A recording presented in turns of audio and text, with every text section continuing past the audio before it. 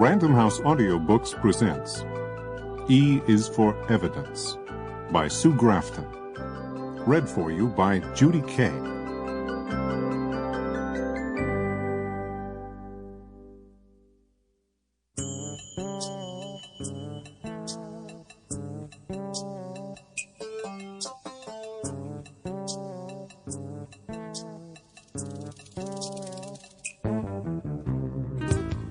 E is for evidence.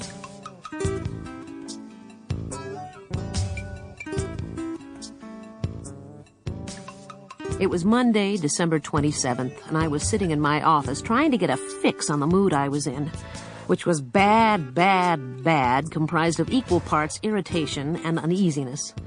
The irritation was generated by a bank notice I just received, one of those windowed numbers with a yellow carbon showing through. At first I assumed I was overdrawn, but what I pulled out was a slip dated Friday, December 24th, showing a $5,000 deposit to my checking account. "What the hell is this?" I said. The account number was correct, but the deposit wasn't mine. In my experience, banks are the least helpful institutions on earth, and the notion of having to stop what I was doing to straighten out an error was nearly more than I could bear. I tossed the notice aside, trying to reclaim my concentration. I was getting ready to write up the preliminary report on an insurance case I'd been asked to look into, and Darcy, the secretary at California Fidelity, had just buzzed to say that Mac wanted the file on his desk right away. Mentally, I'd come up with a tart suggestion about what she could do with herself, but I kept my mouth shut, showing, I thought, admirable restraint. I turned back to my portable Smith Corona, inserting the proper form for a property insurance loss register. My nimble fingers were poised to type while I reviewed my notes. That's where I was stuck. Something was off with the insurance claim, and I couldn't figure out what it was. I glanced at the bank notice again.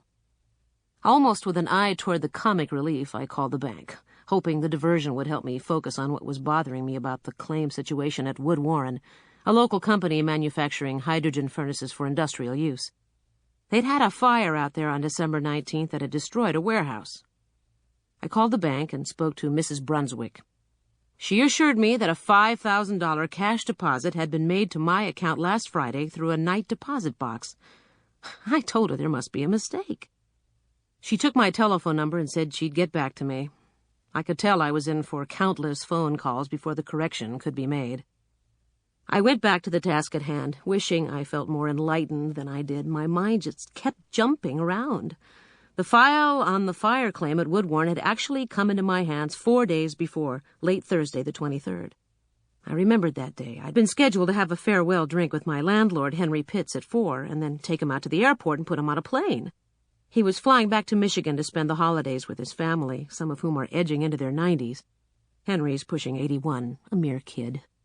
I was still at the office that afternoon before Christmas, with my paperwork caught up and some time to kill. I went out onto my second-floor balcony, peering off to my right at the V of Pacific Ocean visible at the foot of State Street 10 blocks down. This is Santa Teresa, California, 95 miles north of Los Angeles. Winter here is a grand affair, full of sunshine and mild temperatures, vibrant magenta bougainvillea, gentle winds, and palm trees waving fronds at the seagulls as they wheel overhead. The only sign of Christmas 2 days away were the garlands of tinsel strung along the main streets. My name's Kinsey Millhone. Anyone who knows me will tell you that I cherish my unmarried state.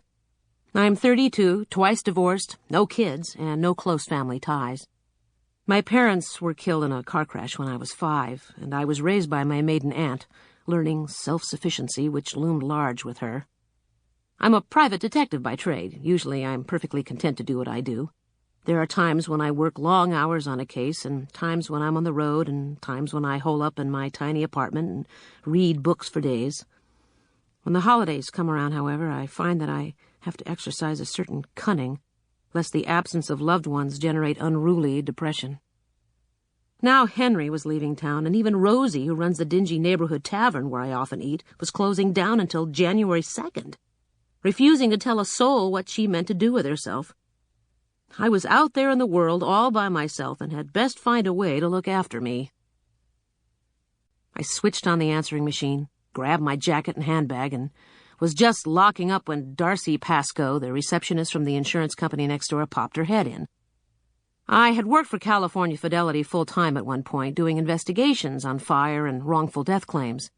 Now the arrangement is informal. I'm more or less on call, doing a certain number of investigations for them as needed, in exchange for downtown office space I couldn't otherwise afford. "Oh, wow, I'm glad I caught you," Darcy said.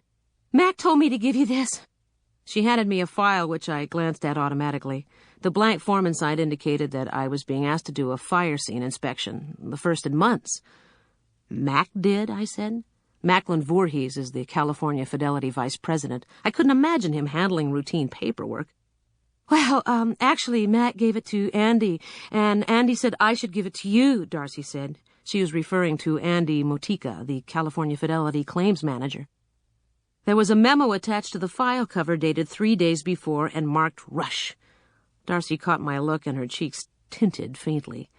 "It was stuck under a big pile of stuff on my desk, or I'd have gotten it to you sooner," she said. Darcy's in her late 20s and something of a flake. I crossed to my desk, tossing the file on top of some others I was working on. I'd catch it first thing in the morning. Darcy lingered in the doorway, guessing my intent. "Is there any way you can get to that today? I know he's anxious to get somebody out there." "What's the claim?" "A big warehouse fire out in Colgate. You probably heard it on the news." "I've been down in L.A. "Well, the newspaper clippings are in there, too. I guess they want someone out there super quick." I was annoyed at the pressure, but I opened the manila folder again and checked the property loss notice, which was posted on top. "Wood Warren," I said. "You know the company?" "I know the Woods. I went to high school with the youngest girl, Ash. We were in the same homeroom." "Oh, that's great. I'll tell Mac maybe you can get out there this afternoon." "Darcy, would you knock that off? I've got to take somebody to the airport. Trust me, I'll make an appointment for the earliest possible moment." "Oh, well, I'll make a note then so they'll know you're taking care of it," she said. "I have to get back to the phones. Let me know when you have the report and I'll come pick it up." "Terrific," I said. She must have decided she had pushed me far enough because she excused herself and disappeared in haste. As soon as she left, just to get it over with, I put the call through to Wood Warren and arranged to meet with the company president, Lance Wood, at 9 the next morning, Christmas Eve day. I took Henry to the airport and was home again by 6:15, still feeling a bit of a lump in my throat. I hate to say goodbye to folks, and I hate being left behind. It was getting dark by then, and the air had a bite to it. I let myself into my place. My studio apartment was formerly Henry's single-car garage. It's approximately 15 feet on a side, with a narrow extension on the right that serves as my kitchenette. I have laundry facilities and a compact bathroom. The space has been cleverly designed and apportioned to suggest the illusion of living room, dining room, and bedroom once I open my sofa bed. I have more than adequate storage space for the few things I possess. Ever hopeful, I checked my answering machine for messages, but there were none. The quiet was making me feel restless. I turned on the radio. Bing Crosby singing about a white Christmas, just like the ones he used to know. I've never actually seen a white Christmas, but I got the gist. I turned the radio off. It was 7 p.m. This was going to be a very long 2 weeks. The next morning, December 24th, I jogged 3 miles, showered, ate, and was heading toward Colgate by 8:45, a quick 10-mile drive. I'd received the Wood Warren file over breakfast, and I was already puzzled about what the big rush was. The newspaper accounts indicated that the warehouse was gutted, but there was no telltale closing line about arson, investigations pending, or any speculation that the nature of the blaze was suspect. The fire department report was included, and I'd read that twice. It all looked routine. Apparently, the origin of the fire was malfunction in the electrical system, which had simultaneously shorted out the sprinklers. Since the materials stored in the 2-story structure were largely paper goods, the 2 a.m. fire had spread rapidly. According to the fire inspector at the scene, there was no sign of fire traps, no gasoline or other flammables, and no sign of obstacles placed so as to impede the work of the firemen. There was no indication that doors or windows had been left open to create favorable drafts, and no other physical evidence of incendiary origin. I'd read dozens of reports just like this one, so... Sample complete. Ready to continue?